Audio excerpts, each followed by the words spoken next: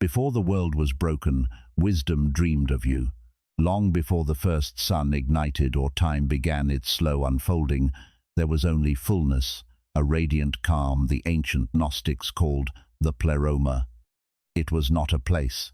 It was a state of knowing so complete that nothing needed to move because nothing was missing. Everything that would ever exist rested there in perfect stillness, like light before it learns to shine, like light before it learns to shine, like breath before it becomes a name. And from that stillness came a single question, not born from lack, but from curiosity. Within the heart of the divine, wisdom Sophia wondered what it would mean for light to know itself through motion, for perfection to experience itself by becoming. This was not rebellion, it was wonder. And that wonder stirred the waters of eternity. As the Apocryphon of John tells us, she willed to bring forth something of her own, and that willing became the first ripple in the eternal sea. The undivided began to mirror itself.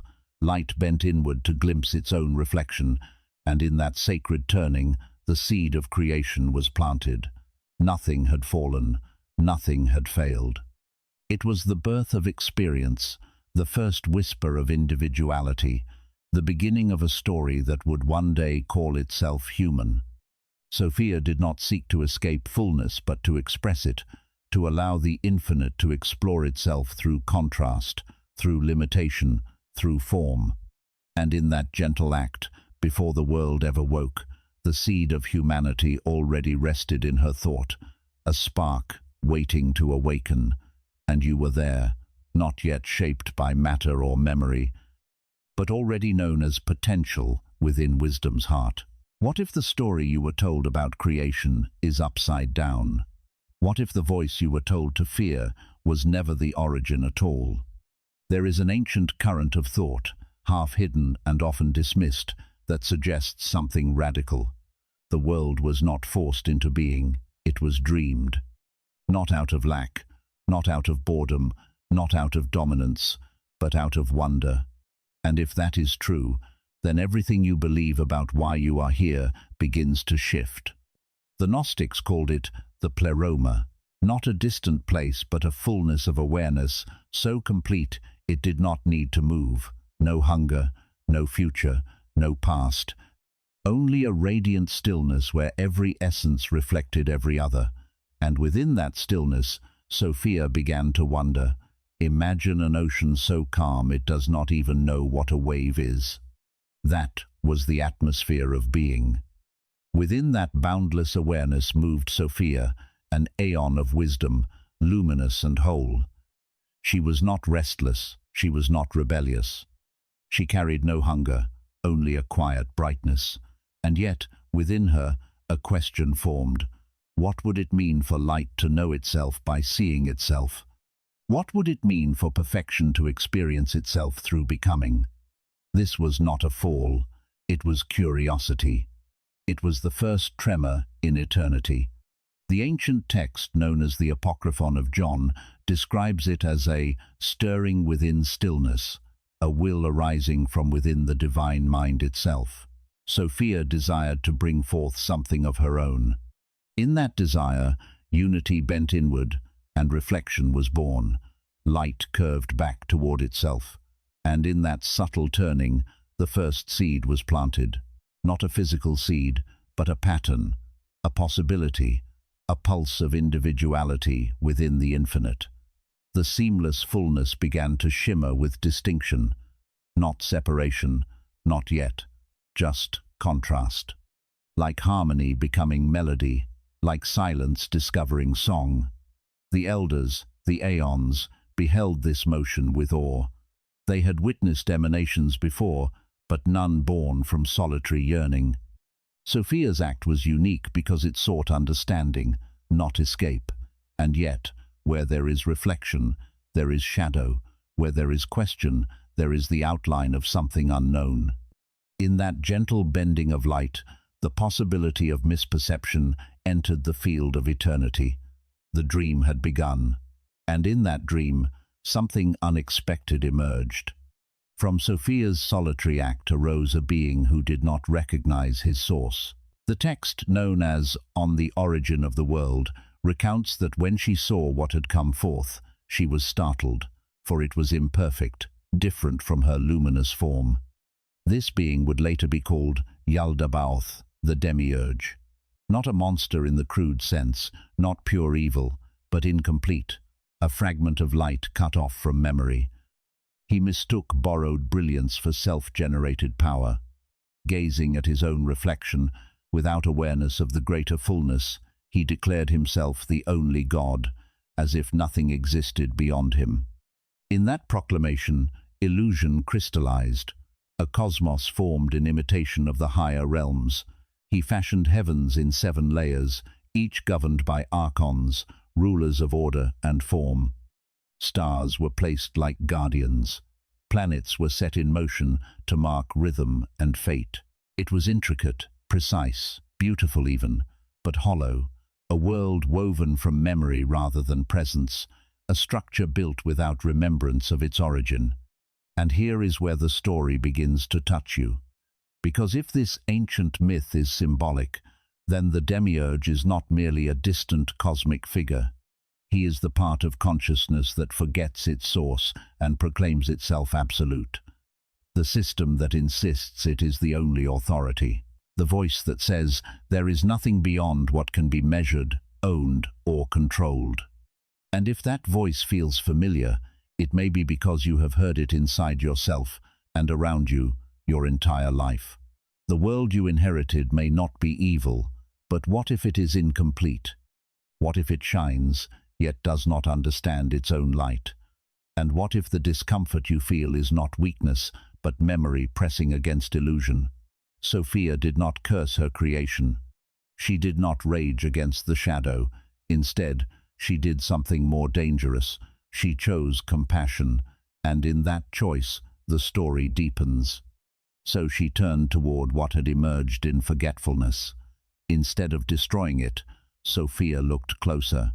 She looked upon the world shaped by the demiurge, a world of structure, hierarchy, law, and glittering surfaces, and she saw what was missing. It moved, but it did not remember why. It shone, but it did not know its source. The heavens rotated in perfect measure, yet there was no awareness behind the motion. And so, moved by a compassion older than creation itself, she did something that would change everything. She descended, not as punishment, not as defeat, but as participation. The Gnostic text, known as Pistis Sophia, speaks of this descent as an outpouring of light. From the abundance of her being, she released a spark, a living seed, and wove it into the fabric of this imperfect cosmos. The archons could shape bodies from clay. They could construct systems, enforce laws, define limits. But they could not create remembrance. That seed did not belong to them. And when it entered the vessels they had formed, humanity drew its first breath. Consider what that means. According to this hidden current of thought, the essence of the human being is older than the stars. The core of you did not originate in dust, though it wears dust now. It did not begin in limitation, though it experiences limitation. It carries within it a fragment of the fullness, a memory disguised as a soul. This was not an act of rebellion against the demiurge. It was redemption from blindness. Sophia did not seek to shatter the world. She sought to awaken it from within. In each human heart, she concealed a reminder of the pleroma, a quiet pulse beneath thought and instinct. And here the myth becomes intimate. Because if the seed is real as symbol, then it lives in you, not as ego, not as superiority, but as longing. Have you ever felt a subtle resistance to the surface of things? A sense that the world is both astonishingly beautiful and strangely incomplete? That tension may not be confusion, it may be recognition. The demiurge, unaware of the deeper mystery, believed the spark in humanity was his own gift. He declared himself sole creator. Systems formed around that claim. Authority solidified. structures of fear and control took root. The archons, in symbolic language, represent those forces that keep awareness facing outward, distracted, fragmented. They govern identity, wealth, status, belief. They promise safety. They offer certainty. But certainty is not the same as truth, and control is not the same as wisdom. The early Gnostic teachers called the hidden light within humanity the living seed. They said it travels through lifetimes, through generations, gathering experience like threads in a tapestry. It learns through contrast. It grows sharper through disappointment. Every heartbreak, every failure, every moment when illusion cracks open becomes soil. Nothing is wasted. Even suffering becomes instruction. This perspective does not ask you to reject the world. It asks you to see through it. Matter becomes classroom. Limitation becomes teacher. The body is not a prison to be escaped, but a temple through which awareness learns to feel. And this is where the narrative quietly overturns a foundation many people never question. What if the so-called fall of humanity was never exile from grace, but the extension of divine curiosity into experience? What if forgetting was the price of discovery, and remembrance the reward? Light cannot see itself without contrast. Eternity cannot taste itself without time. In that sense, shadow is not the enemy, it is the canvas. When Sophia descended, she did not abandon her origin. She entered into the art of living. Through human consciousness, the fullness could experience tenderness, loss, growth, impermanence. Through you, wisdom could learn what stillness alone could never know. The universe then becomes a mirror. Not a trap, a mirror. And every act of kindness, every moment of awareness, every choice made from compassion instead of fear becomes a tremor of that original light resonating through the illusion. The archons may construct narratives that keep attention fixed on survival and competition. They may amplify distraction, but the seed remains, quiet, indestructible, waiting. And perhaps this is why certain questions refuse to disappear. Who am I, really? Why does something in me feel both ancient and unfinished? Why does the search for meaning feel urgent, as if time is shorter than it appears? These are not weaknesses, they are signals. The seed is stirring. And when it stirs, the structures built on forgetfulness begin to feel unstable, not because they are corrupt, but because they cannot see beyond themselves. The awakening does not come with thunder. It begins as discomfort, as curiosity returning, as a subtle sense that there is more to you than the roles you play. The living seed does not demand belief. It invites recognition.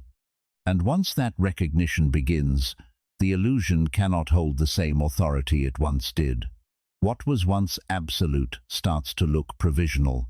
What was once frightening begins to look transparent. And this is where the story moves from descent to remembrance. Because the light that entered form did not come to remain asleep forever. It came to awaken from within. And once awakening begins from within, the entire meaning of the world begins to shift. Not outwardly at first. The same sky remains, the same routines, the same noise. But something subtle rearranges itself inside you. The questions grow quieter, yet sharper. You begin to sense that what you once accepted as absolute may only be a layer, a surface, a veil stretched across something far more intimate. The Gnostic texts describe this turning point not as escape, but as recognition. In the Gospel of Thomas, there's a line that speaks of an inner light that can illuminate the whole world, and of the darkness that comes when it is left unlit. This is not a threat. It is a reminder. The light is not earned, it is remembered, and remembrance is not dramatic, it is gentle. It happens the moment you see that the voice of fear is not your deepest voice. It happens when you pause and feel a stillness beneath thought. That stillness is older than your history. It carries the rhythm of the pleroma within it. When awareness turns inward, the structures that once seemed unshakable begin to soften. The archons, in symbolic language, lose their grip not because they are defeated, but because they are seen. And once seen clearly, they cannot pretend to be ultimate. This is the first resurrection, not a body rising from a tomb, but consciousness rising from identification. The dreamer, realizing they are dreaming. In Pistis Sophia, her ascent through the spheres of the archons is described as a passage through layers of illusion. With each remembrance, a counterfeit authority dissolves, not through violence, through clarity. That is the reversal. What once descended now rises, what once forgot now understands. The so-called fall becomes a spiral, a descent that contained its own ascent from the beginning. For every seed must enter darkness before it can break open. And perhaps the most forbidden idea of all is this: what if the exile was intentional? What if separation was the only way intimacy could be discovered? The Apocryphon of John hints at a paradox, that an imitation of light was allowed to unfold so that consciousness could encounter itself as other. The imitation was never the final reality, it was the stage. And on that stage, you were not cast as a servant of heaven, but as a carrier of remembrance. The systems of the world may still hum, cities continue, stars revolve. But beneath the motion, a quieter revolution unfolds. Each time you choose awareness over reaction, something ancient breathes. Each time you respond with compassion instead of fear, a fragment of Sophia recognizes herself. The return of wisdom is not a cosmic spectacle, it is a shift in perception. Matter stops hiding spirit and begins revealing it. The body, once seen as confinement, becomes a doorway. Every sensation becomes a teacher. Every relationship becomes a mirror. The world does not vanish. It becomes transparent. This is the reconciliation of heaven and earth, not through force, but through understanding. On the Origin of the World speaks of a time when the light of the Perfect One will fill every place, and darkness will flee. But darkness does not flee in terror. It softens. It becomes understood. Ignorance transforms into experience. Error becomes insight. Nothing is wasted. Every detour becomes part of the map. And so the narrative that once told humanity it was broken begins to unravel. Maybe what you call your mistakes were only the terrain of becoming. The fruit of knowledge was not a crime, but a threshold. The exile was not abandonment, but immersion. To forget the divine was to become human. To remember it is to become whole. But now, with understanding born from limitation, with compassion born from contrast, the world becomes Sophia's workshop, and your life becomes part of her ongoing return. This is not about rejecting tradition or attacking belief. It is about seeing the symbol within the story. The miracle is internal. The ascent is psychological. The resurrection is awareness reclaiming itself. And if you feel something stirring as you hear this, as if a quiet recognition is rising beneath your thoughts, that may be the living seed responding. This is not about adopting a new doctrine. It is about noticing the pulse that has always been there. The urgency lies not in fear, but in opportunity. To remain asleep is easy. To awaken requires attention, and attention is a form of love. The ancient myth suggests that Sophia never truly left. She entered time so that eternity could be felt.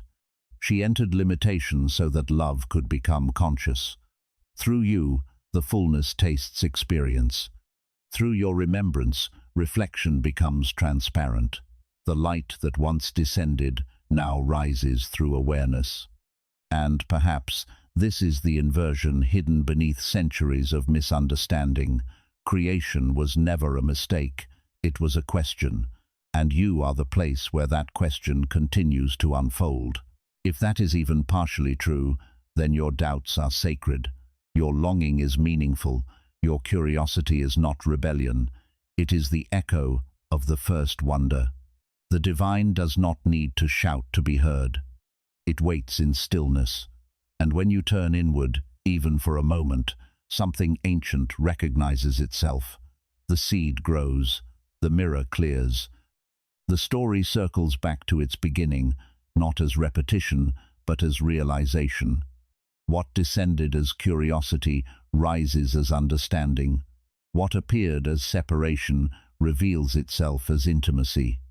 And in that recognition, the divide between human and divine grows thin until it is no longer a divide at all. The fullness has learned to dream, and the dream has begun to recognize itself. And perhaps what you have felt throughout this journey is not something new being placed inside you, but something ancient being gently uncovered. Nothing here asked you to fight the world or reject your life. It only invited you to see differently, and if a quiet shift has taken place within you, even a subtle softening, that is enough. The same rivers still flow, the same sky still stretches above you, the same responsibilities wait for you after this moment ends, yet something may feel clearer, as if a thin veil has grown transparent. The story of Sophia was never meant to pull you away from your world, only to help you sense the depth within it. If you have felt longing, that longing has meaning. If you have felt lost at times, you were not abandoned. If you have felt behind or uncertain in your path, you were not late. There are seasons of forgetting and seasons of remembering, and each has its place. The light described in these ancient whispers is not far from you, not hidden beyond the stars, not reserved for the chosen. It moves quietly through your awareness, through your questions, through your tenderness. The return of wisdom is not a spectacle. It is the calm recognition that you were never separate from what you were seeking. Even now, as the world continues its motion and noise, something steady remains beneath it. You are not broken. You are not off course. You are not unseen. The process unfolding within you belongs to this moment in your life, and it is allowed to move at its own pace. The seed does not rush its blooming. It unfolds when the season is right. And as you carry this quiet recognition forward, there are deeper layers still waiting to be revealed, places where this ancient current touches your everyday life in ways you may not yet fully see, and we will gently explore those in the next unfolding of this path. Gnosticism, to me, feels less like an old belief system and more like a quiet doorway hidden in plain sight, a way of seeing that does not argue with the world, but gently turns it inside out.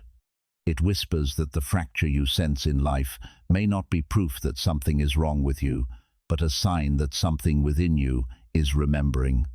When I sit with this story of Sophia, of descent and seed and awakening, it does not feel like mythology trapped in the past. It feels like a mirror held up to the modern soul, especially in moments when success feels empty or certainty feels fragile. There is something deeply personal in the idea that the world is not a prison to escape, but a field designed for recognition, that your confusion might be the beginning of clarity, that your longing is not weakness but inheritance. I do not see this as a doctrine to defend, but as an invitation to look again at your own experience with softer eyes and deeper courage. If any part of this resonates, even faintly, you might pause and write a single word in the comments that captures what stirred in you.